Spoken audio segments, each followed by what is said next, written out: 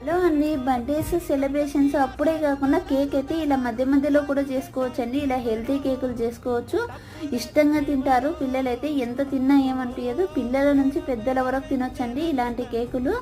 మా పిల్లలైతే ఎంత ఇష్టంగా తిన్నారో, వాడు బుడ్డోడైతే వాని చేతితోటి వాడే తిన్నాడండి. పిల్లలకు ట్రై చేయండి, ఇంట్లో ఉన్న వాటితోటి ఈజీగా చేసుకోవచ్చండి ఈ కేకు. ముందుగా నేనైతే మిక్సీ జార్లో 2 బనానాలు తీసుకొని కర్డ్, మిల్క్, ఆయిల్ అన్నీ 1/2 కప్పు వరకు వేసుకోవాలండి. 1/2 కప్పు కోకో పౌడర్, 1/2 కప్పు బెల్లం వేసుకొని ఇలా మెత్తని పేస్ట్గా చేసుకొని పక్కన పెట్టుకోవాలి.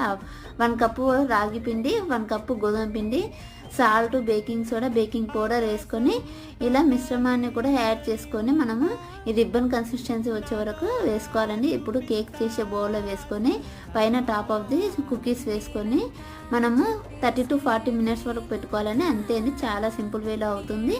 మా ఛానల్ని సబ్స్క్రైబ్ చేయండి.